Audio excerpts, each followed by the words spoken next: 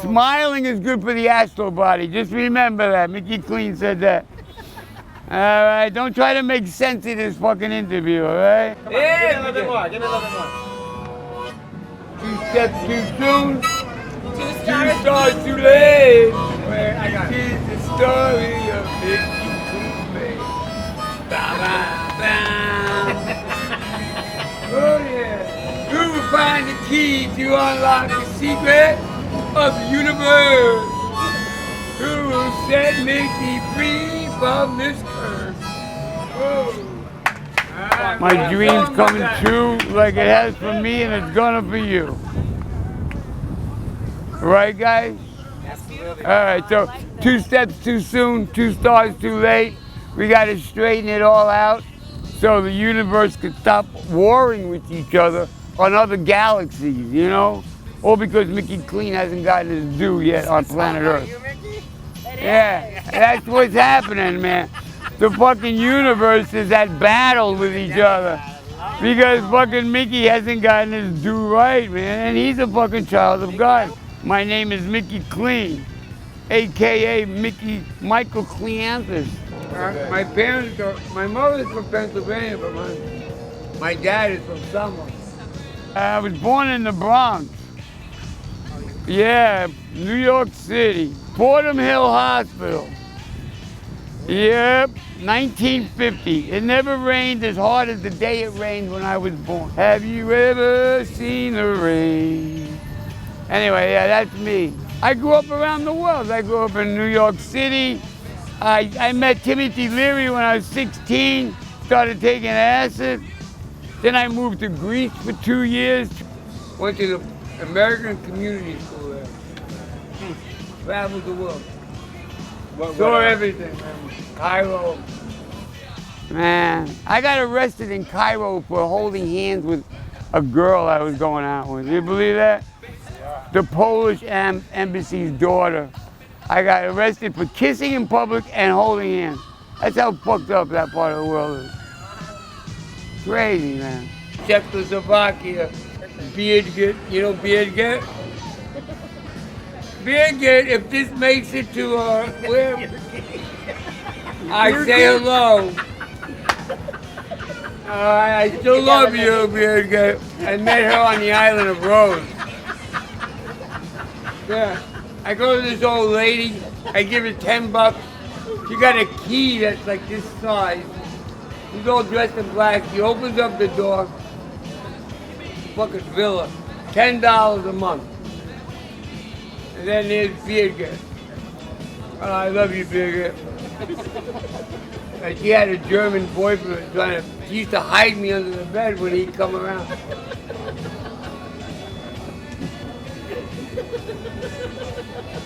And 16, 17 years old, hiding under the bed from a big German boyfriend. Open up here again. I know you had somebody in there. Open up. You don't think here, Mickey, go.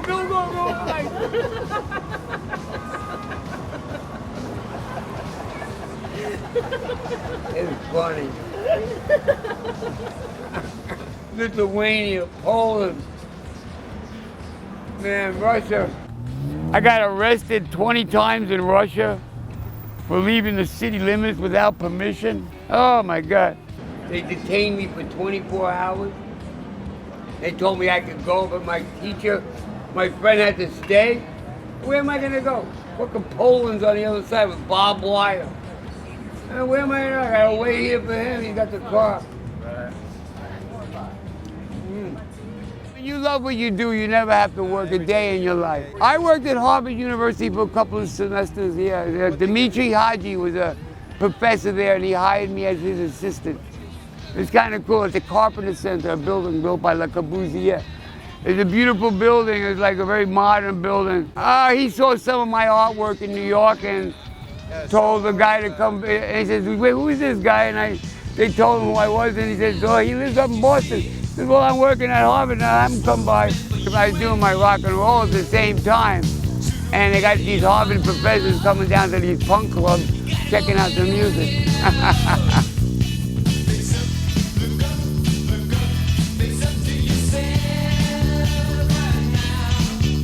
Ratscale, and then CBGB's. Yeah, I used to travel back and forth a lot. Because my family was from New York. My dad had a building in New York, so Boston treated me really well. They gave me a traveling fellowship. They made me a star, Boston. They recognized me as a star.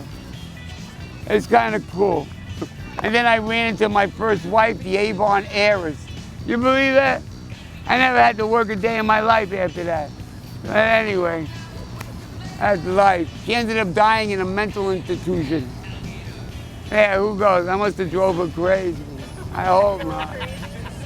I don't know, man, but I feel bad for her. Her great-grandfather was an encyclopedia salesman. Every time you bought an encyclopedia, he gave you a complimentary gift of perfume. That's how that company got started. Anyway, yeah. And we ended up separating. She leaves me, she passes away and leaves me a house down here, which was nice. I came down to sell a house. There were like 15 cats living there. I couldn't find homes for them, so I'm still there. I pay my property taxes. Victoria Park, right? Yeah. Here I am waiting to straighten out this whole thing about 2 steps too soon, 2 stars too late. You know what I mean? At the Middle East, this guy wrote a book, The Sounds of Our Town. And you know, he wrote me in as the founder of the rock and roll music on the planet. Like if it wasn't for me, the doors didn't open up for anybody. I was hitchhiking out west, and you know who picked me up? Robert Redford. Yeah, Robert Redford and Mayor Lindsay picked me up hitchhiking. I was looking for a job on Jeremiah Johnson. I went up to this place. I was gonna die if I didn't make it there anyway. I go there, it's like The Shining. They say, hey, we go back with these ski mobile guys. We'll come back tomorrow. We gotta get some beer and cigarettes. They never showed up. They left me up there for like 3 weeks. Fucking 10,000 feet above sea level. Saltine crackers, and that was it.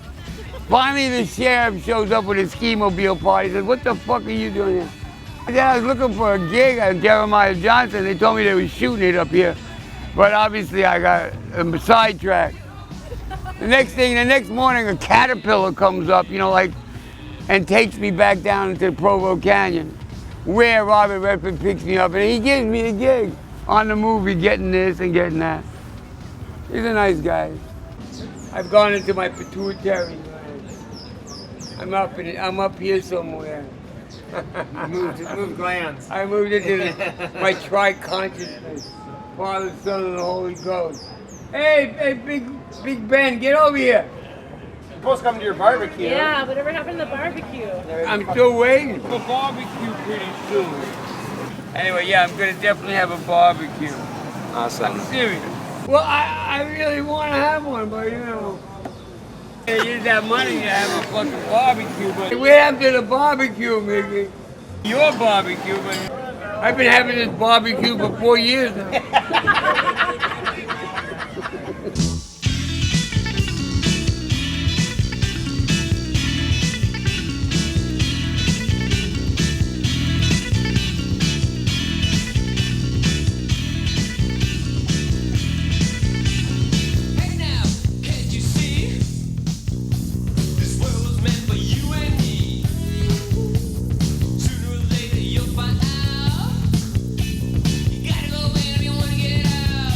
All right, I'll check you guys out next week, okay? Don't change that smile, don't turn that dial.